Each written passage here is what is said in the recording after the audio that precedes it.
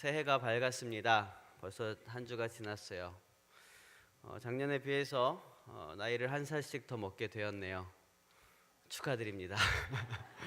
그래서 창세기랑 출애굽기가 헷갈립니다. 저도 한 살을 더 먹으니까. 한 살 한 살 나이가 들어갈수록 더 하나님과 닮아가고 또 하나님의 뜻을 알아가는 그런 저와 여러분이 되시길 바랍니다. 예수님께서 사역하실 때에 70명의 제자들을 각 곳으로 파송을 보내신 적이 있습니다. 둘씩 짝지어서 제자들을 파송을 하셨는데요. 그들에게 예수님께서는 능력을 주시면서 파송을 하셨습니다. 하나님께서 어떤 사명을 맡기실 때는 항상 순종하는 자들을 준비시키시고 또 능력을 더하십니다. 올 한 해 여러분이 순종하심으로 새롭게 맡게 된 그런 사역들이 있다면 주님께서 주시는 큰 은혜와 능력을 경험하시는 그런 한 해가 되시길 바랍니다. 오늘 말씀을 보시면 하나님께서 모세를 부르실 때의 이야기가 기록되고 있습니다. 모세는 누가 뭐라고 해도 정말 이스라엘 백성들의 모델이 되는 그런 지도자이기도 하고요. 또 하나님과 동행했던 그런 사람이었습니다. 가끔씩 실수를 하기도 하고 또 사람들에게 외면을 당하기도 했지만 대체적으로 그의 삶을 보면 하나님과 사람들에게 인정받고 또 리더로서의 사명도 너무나 훌륭하게 잘 감당했던 그런 사람이었습니다. 그런 모세가 처음 하나님을 만났던 그런 순간을 오늘 본문을 통해서 우리가 오늘 함께 보게 되는데요. 하나님께서는 평범했던 80 노인이었던 그 모세를 택하시고 또 하나님께서 쓰시기에 앞서서 하나하나 준비시키셨던 것들이 있습니다. 함께 모세를 준비시킨 하나님을 우리가 묵상하면서 또 저와 여러분의 삶 속에서도 하나님의 부르심에 순종하면서 준비되어지는 귀한 결단의 시간이 되시길 바랍니다. 첫 번째로 하나님께서 모세를 준비시키셨던 것은 거룩입니다. 하나님께서는 쓰시고자 하는 사람을 먼저 거룩하게 하십니다. 여러분의 성경책으로 오늘 본문 5절 말씀을 다시 한번 보도록 하겠습니다. 5절 말씀을 함께 보겠습니다. 시작. 하나님이 이르시되 이리로 가까이 오지 말라. 내가 선 곳은 거룩한 땅이니 내 발에서 신을 벗으라. 하나님께서 불타는 떨기나무 앞에서 모세에게 신을 벗으라라고 말씀을 하셨습니다. 이 신을 벗으라는 것에는 참 많은 의미들이 있습니다. 구약 성경 전체를 보면 어떤 약속이라든지 겸손이라든지 순종이라든지 이런 여러 가지 그런 의미가 있습니다. 그런데 오늘 본문에 보면은요, 그 어떤 의미들보다 가장 명확하고 직접적인 이유가 기록되고 있는데요. 왜 그 발에서 신을 벗으라고 했습니까? 모세가 선 땅이 거룩하기 때문이었습니다. 거룩하기 때문이었어요. 여기서 그 거룩하심 앞에서 신을 벗는다라는 것은 모세가 하나님의 거룩하심을 알고 인정하고 또 그 앞에 겸손하게 굴복한다는 그런 의미를 가지고 있습니다. 그 당시의 신발은요, 지금처럼 신고 벗는 그런 형태의 신발이 아니라 지금 우리가 상상하는 샌들과 같은 그런 형태였습니다.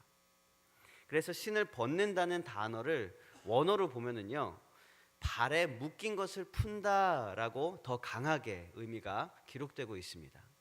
그러니까 샌들도 지금처럼 신고 벗는 게 아니라 아마도 양말처럼 발에다 감아서 이렇게 사용을 했던 그런 신발이었던 것 같습니다. 그 원어를 보면 신들매라고도 하죠. 우리가 그런 것처럼 끈처럼 생긴 것을 발에다 감았다가 신을 벗는다 그럴 때는 감은 것을 푼다 이런 의미를 가지고 있는 것입니다. 그의 발에 묶인 것을 어떻게 보면 어쩌면 모진 풍파를 겪은 세월의 올무라고 볼 수도 있을 것입니다. 모세는 수십 년 동안 애굽의 왕자로 살아왔습니다. 그러나 역사학자들에 의하면 모세를 연못에서 주워왔던 그 공주에 의해서 키워져 온 만큼 아버지였던 바로는 자신의 아들의 자리를 넘볼 만한 그 모세를 그리 탐탁히 여기지 않았을 것이라고 연구하고 있습니다. 노역을 담당했던 간부를 죽였다고 해서 왕자를 죽이려고 쫓아오는 왕은 없을 것입니다. 그러나 바로는 이미 마음속에 모세를 쫓아내거나 혹은 모세를 죽일 마음을 먹고 있었고, 그 기회는 모세의 실수로 인해서 딱 잡히게 된 것이었습니다. 그렇게 아버지로 삼고 있는 왕에게 미움과 눈치를 받으면서 살아온 40년의 세월은 어쩌면 모세에게 있어서 왕궁에서 살고 있었지만 그렇게 편한 시간만큼은 아니었을 거라고 생각할 수 있습니다. 그렇게 40년 동안 눈칫밥을 먹으면서 세월을 보내고 이번에는 양떼를 치면서 또 40년 동안을 시간을 지나가게 됩니다. 자기의 집도 아니라 처갓집에서 얹혀 살면서 이렇게 40년의 세월을 지나게 되는 것이죠. 이제는 80세가 되어서 백발이 성성하여서 그냥 그렇게 삶을 정리하고 마감해도 되겠다 싶도록 자리도 잡혔고 또 자녀들도 낳았고 그렇게 살아가고 있었습니다. 그다지 사람들 앞에 나갈 이유도 없었고 이야기를 많이 할 필요도 없었을 것입니다. 그냥 소소한 삶에 만족하면서 양떼와 함께 하루하루를 지나는 그런 평범한 사람이 바로 80세의 모세였습니다. 그런데 하나님께서는 지금 그런 모세에게 발에 묶여있는 신발을 풀어버리라고 말씀하고 있는 것입니다. 지금까지 그의 생각과 마음을 묶고 있었던 모든 것들을 풀어버려라 라고 말씀하고 있는 것이죠. 왜요? 그가 선 땅은 거룩한 땅이기 때문입니다. 그 땅이 거룩한 이유는 그곳에 하나님이 계시기 때문입니다. 하나님께서 우리를 부르실 때에는요, 가장 먼저 거룩하게 하십니다. 이 거룩이라는 것은요, 구별됨이라고 우리는 알고 있습니다. 우리는 그런데 거룩함에 대한 오해를 종종 하게 됩니다. 거룩하다라고 하면 뭔가 자유롭지 못하고 뭔가 딱딱하고 뭔가 무거운 것을 상상하게 됩니다. 그러나 여러분, 그렇지 않습니다. 우리는 진정한 거룩하심 안에서 한없이 자유로울 수 있습니다. 우리는 진정한 거룩하심 안에서 한없이 기뻐하고 한없이 가벼울 수 있습니다. 구별되었다는 것은요, 우리를 속박하고 있던 모든 죄의 짐들과 올가매고 있던 모든 올무에서 자유롭게 되었다는 것을 의미하는 것입니다. 여러분, 거룩함 가운데서 자유함을 누리시길 바랍니다. 그러면 여러분, 우리는 어떻게 하면 거룩하게 될 수 있을까요? 예배 시간에 이 거룩한 곳에서 신발을 벗으면 되겠습니까? 안 되겠죠. 그러면 우리는 어떻게 하면 거룩하게 될 수 있을까요? 그 원리는 성경 말씀에 나와 있습니다.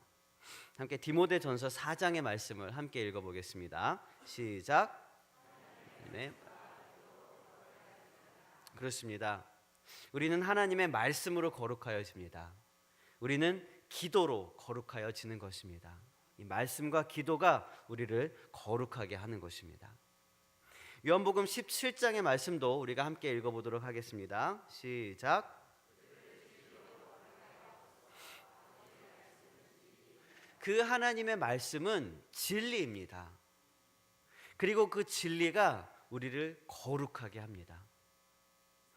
그리고 우리 요한복음 8장의 말씀처럼 그 말씀이신 진리를 알 때에 우리는 거룩하게 되고 또 그 거룩하심 안에서 자유함을 누리게 되는 것입니다.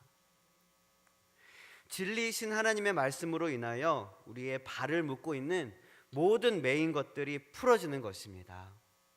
하나님의 사명을 감당치 못하게 꽁꽁 묶고 있는 그런 과거의 모든 생각들, 혹은 우리의 몸과 마음을 제한하는 모든 것들, 또 악한 영들이 다 떠나가게 되는 것입니다. 여러분, 하나님께서 우리에게 사명을 맡기실 때에 하나님은 가장 먼저 우리를 거룩하게 하십니다. 하나님께서는 우리를 말씀으로 자유하게 하십니다. 거룩함의 자유를 누리시는 그런 저와 여러분이 되시길 바랍니다. 두 번째로 하나님께서 모세에게 준비시키셨던 것은 하나님의 뜻을 알게 하신 것입니다. 하나님은 하나님의 사람들에게 하나님의 뜻을 알려주십니다. 하나님의 계획하심을 미리 알게 하십니다. 물론 때로는 하나님의 그 계획하심을 알지 못하고 우리가 순종해야 할 때가 있습니다.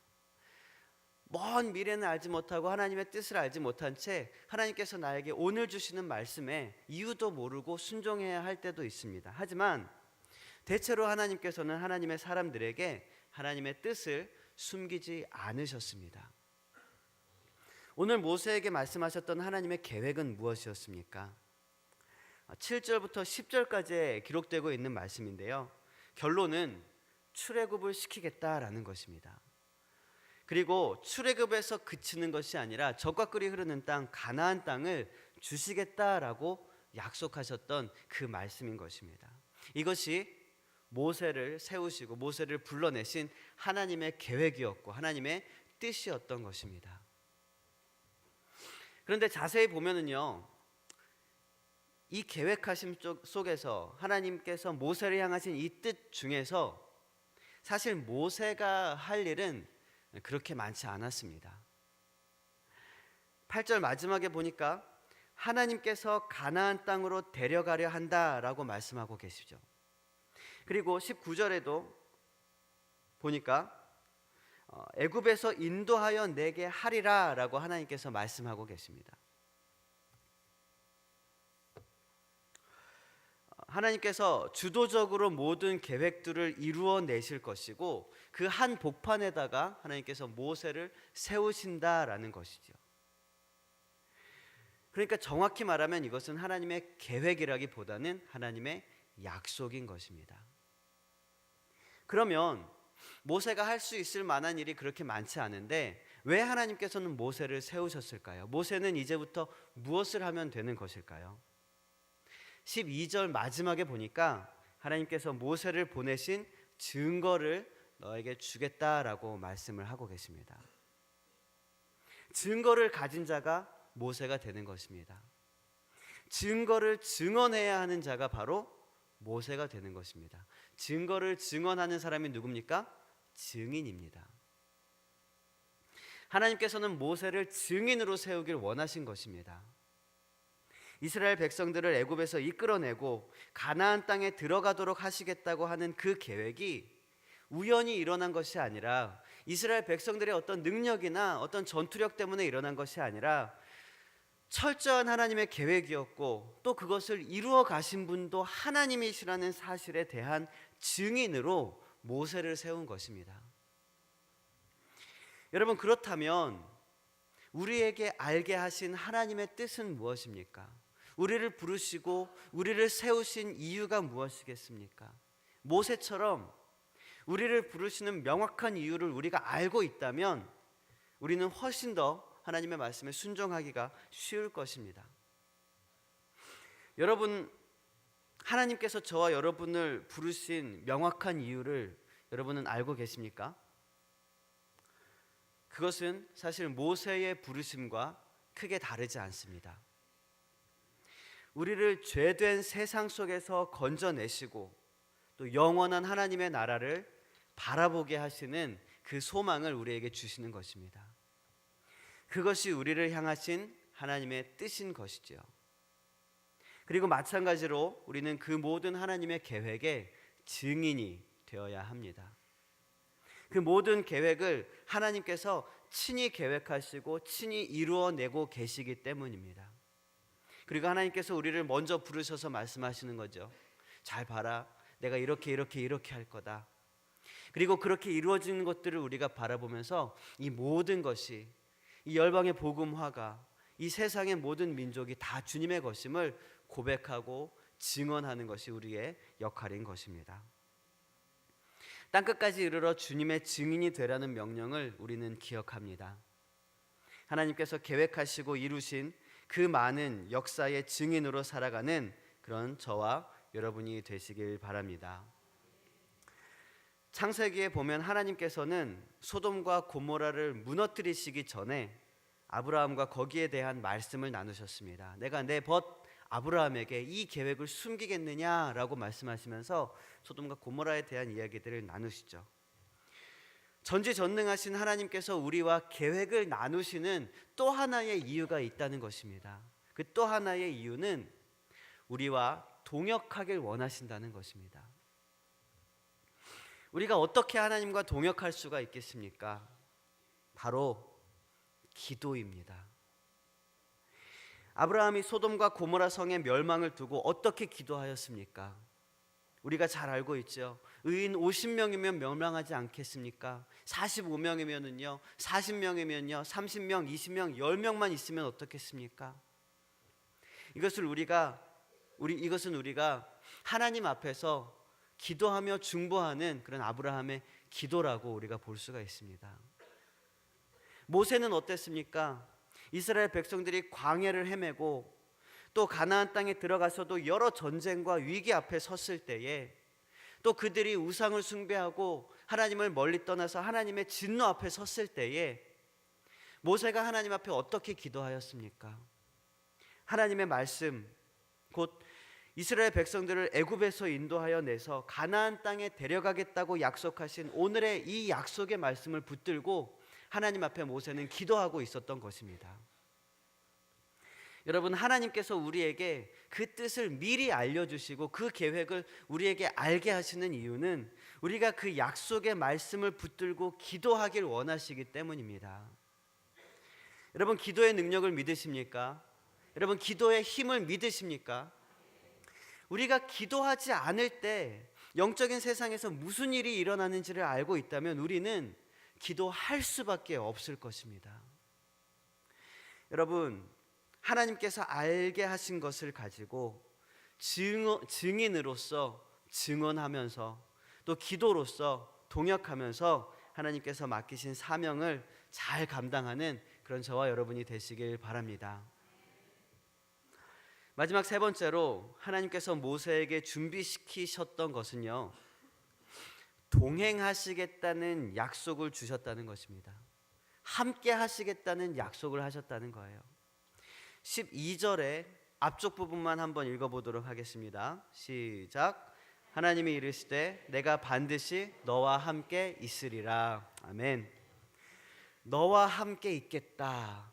이것이 바로 모세가 기억해야 하는 마지막 사항이었습니다. 하나님께서는 모세와 함께 하시겠다고 하였습니다. 그리고 그 약속을 지키셨습니다. 언제든지 어디서든지 하나님께서는 모세와 동행하셨습니다. 모든 백성들 앞에서 그것을 증명하시기도 하였고요. 또 모세 스스로에게도 확신을 주시고자 여러 가지 증거들을 보여주시기도 하였습니다. 여러분, 하나님께서 여러분과 함께하고 계시다는 사실을 믿으십니까? 어떻게 하십니까? 그분의 약속이 있기 때문입니다. 오늘 본문에서 12절에 방금 읽었던 그 말씀에서 너와 함께라고 번역된 이 단어는요, 히브리어 원어로 보면 임이라고 하는 전치사를 쓰고 있습니다. 임, 누구누구와 함께인데 너라는 말이 포함돼서 너와 함께라는 단어가 임이라는 단어입니다.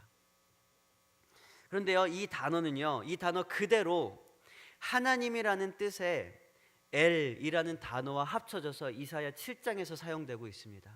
우리가 잘 아는 말씀 임마누엘입니다. 하나님이 우리와 함께 하신다는 뜻이죠. 하나님이 너희와 함께 하신다는 뜻입니다. 임마누엘은 예수님의 이름입니다.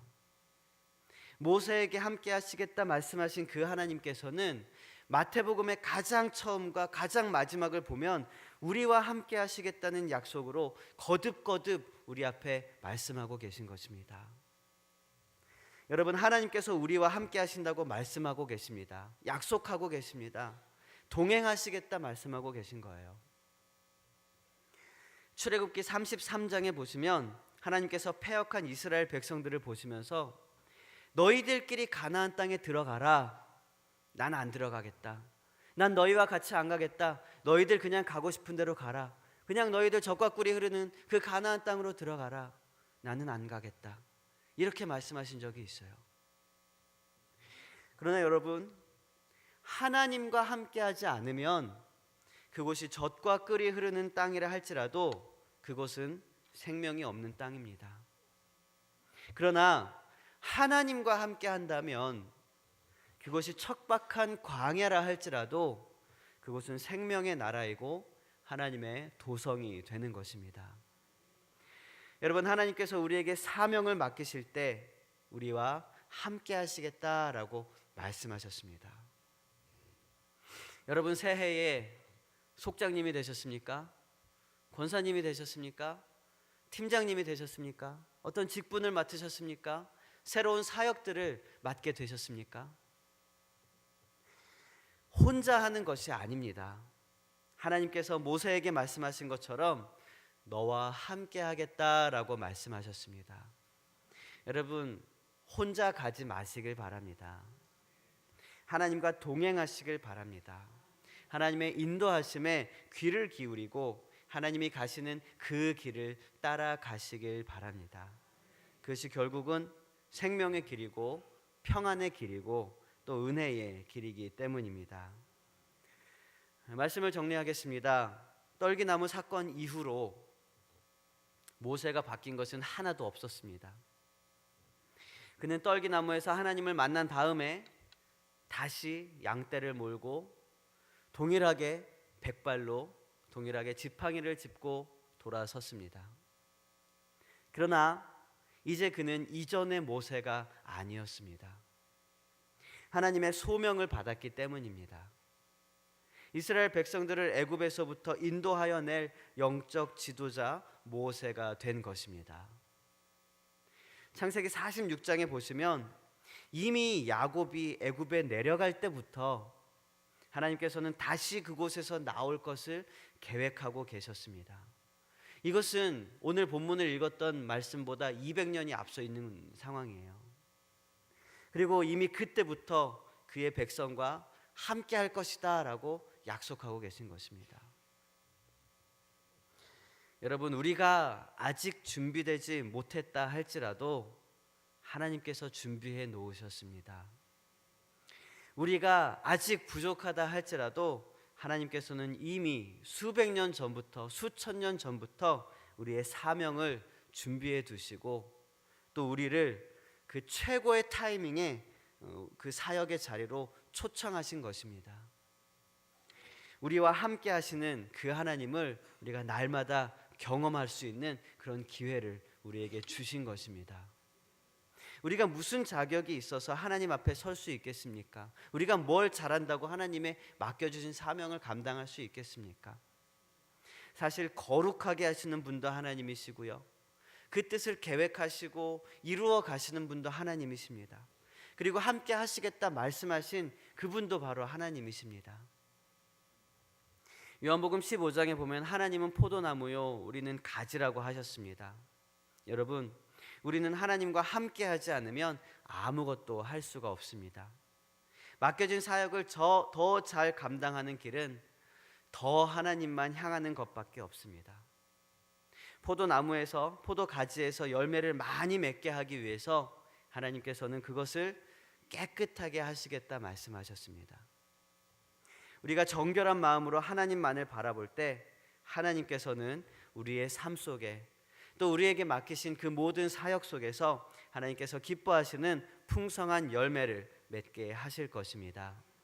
하나님께서 계획하시고 하나님께서 이루실 것이기 때문입니다. 우리와 함께 하시는 그 하나님을 의지하고 더욱 하나님과 동행할 수 있는 그런 저와 여러분 되시기를 주님의 이름으로 축원을 드립니다. 잠깐 기도하겠습니다. 하나님 감사합니다. 주님, 우리를 부르시고 또 우리에게 사명을 맡기시며 거룩하게 하시고 또 우리에게 주님의 계획을 알려주시며 또 우리를 붙드셔서 세워가시는 그 하나님, 우리가 주님의 뜻을 기억하면서 날마다 함께 하시는 주님을 기억하고 또 따라갈 수 있는 그런 결단을 허락하여 주시옵소서. 하나님, 우리가 나의 힘으로 나아갈 때는 참 많이 부족하고 연약하고 넘어질 때도 많이 있습니다. 그러나 하나님, 우리의 곁에서 항상 함께 하시는 그 하나님을 우리가 고백하고 또 그 하나님을 우리가 찾으며 날마다 따를 수 있는 그런 믿음의 눈을 우리에게 허락하여 주셔서 우리가 다시는 우리의 마음대로 살아가는 것이 아니라 하나님께서 우리를 향하신 그 귀한 뜻대로 우리가 순종하며 살아갈 수 있는 우리 모두가 될 수 있도록 인도하여 주시옵소서. 새해 맡기신 귀한 사역들, 주님께서 우리에게 부탁하신 일들 우리가 잘 감당케 하시고 하나님의 뜻 가운데서 그 열매를 나눌 수 있는 우리 모두가 될 수 있도록 인도하여 주시옵소서. 주께서 함께 해주시기를 원하며 모든 말씀 예수님 이름으로 간절히 기도합니다.